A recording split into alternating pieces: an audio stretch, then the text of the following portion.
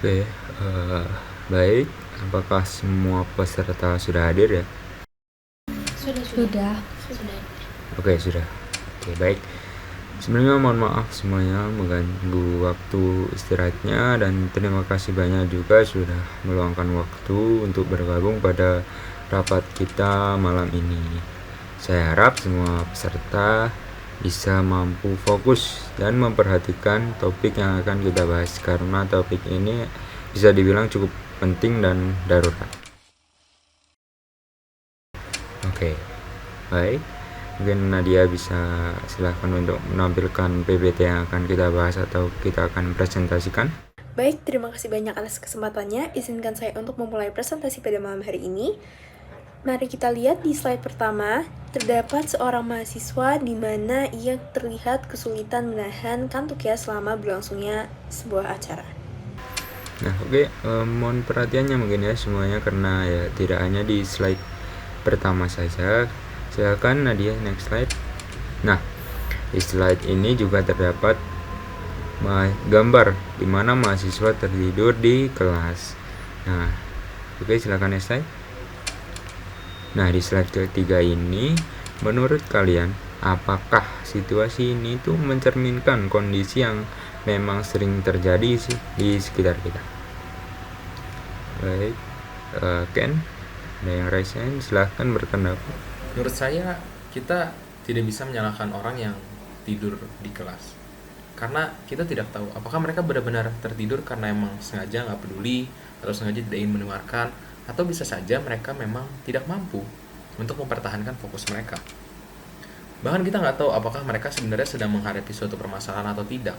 Kayak mungkin habis minum obat-obatan, terus efek sampingnya bikin ngantuk, kita juga tidak tahu. Jadi, menurut saya, Menurut saya, malah sebaliknya. Seharusnya kita bisa bersikap profesional. Karena kita sudah mahasiswa. Ketika kita harus fokus, ya maka kita harus fokus. Bukannya malah tertidur, apapun alasannya. Saya setuju dengan Nova, karena memang seharusnya kita sudah tahu dan tentunya mampu untuk menentukan sikap kita di kondisi yang berbeda. Khususnya untuk masalah tidur di kelas ini ya, karena justru kalau misalnya tidur di kelas itu ya akan mengganggu pelajaran, karena siswa yang tidur itu tentunya tidak akan mendapat materi, tidak cukup memahami materi, dan itu tentunya akan berdampak buruk sama kondisi prestasi mereka.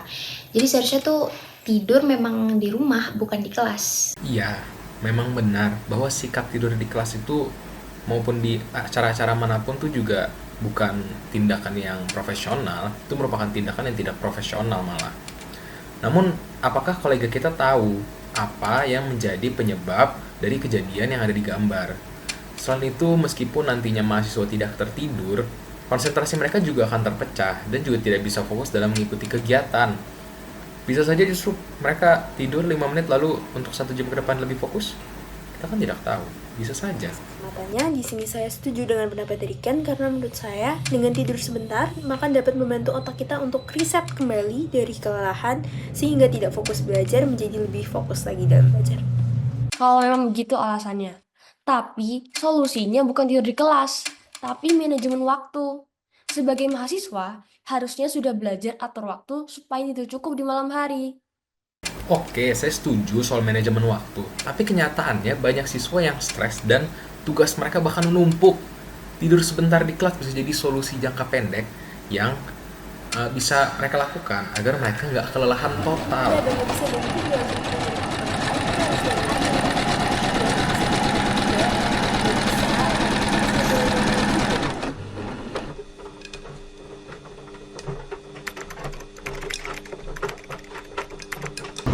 Saya secara tidak sadar, mungkin sangat sering, sampai-sampai foto saya menjadi koleksi kelas di grup WhatsApp.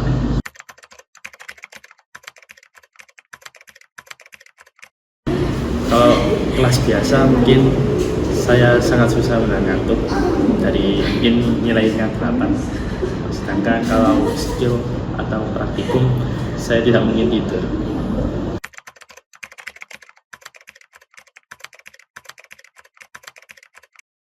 Mungkin cara-cara seperti menulis, memberikan seperti energi pada diri sebelumnya atau tidur yang cukup mungkin menjadi salah satu solusi.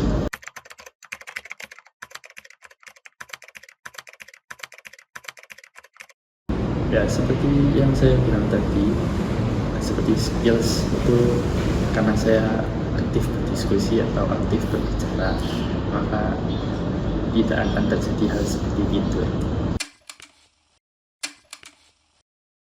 Dan selamat datang di tips and trick agar tidak tidur di kelas. Kali ini kelompok 8 akan memberikan tips and trick agar kalian tidak tidur di kelas.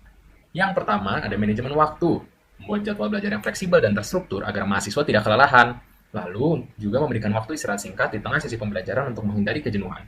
Kita juga bisa menerapkan teknik Pomodoro saat belajar mandiri seperti 25 menit belajar lalu 5 menit istirahat agar fokus kita tetap terjaga.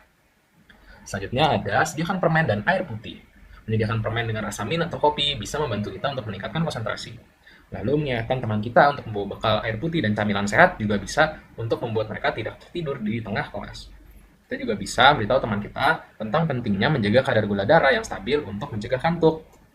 Selanjutnya tentu saja tidur yang cukup, minimal 7-8 jam ya tiap malam. Lalu kita juga bisa mengingatkan teman kita untuk menghindari begadang sebelum kelas. Kalau enggak, nanti kita bisa tertidur ketika di tengah-tengah kelas. Lalu kita juga bisa membuat kegiatan belajar menjadi interaktif. Bisa menggunakan metode pembelajaran berbasis proyek atau studi kasus, menerapkan permainan edukatif seperti kuis atau roleplay untuk meningkatkan partisipasi. Kita juga bisa memberikan kesempatan kepada mahasiswa untuk presentasi atau diskusi kelompok. Nah, ini juga tidak kalah penting, yaitu melakukan peregangan. Selain untuk membuat postur tubuh kita menjadi lebih baik, melakukan peregangan juga bisa membuat kita tetap segar loh. Kita bisa mengajak mahasiswa untuk melakukan peregangan ringan setiap 30 menit, atau masukkan sesi stretching singkat di awal atau di tengah kelas. Lalu ya, mungkin kita bisa memberikan contoh gerakan peregangan sederhana yang dapat dilakukan di kursi ya, atau kalau bangun juga boleh.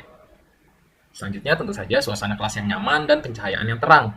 Nah, suasana kelas dan pencahayaan ini bisa menentukan kita agar kita menjadi lebih segar atau lebih ngantuk. Oleh karena itu, pencahayaan dan suasana kelas juga penting agar mahasiswa tetap terjaga ketika kelas.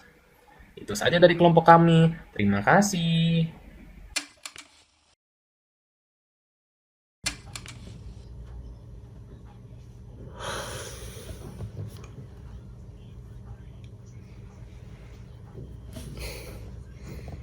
Mau ketiduran apa udah selesai?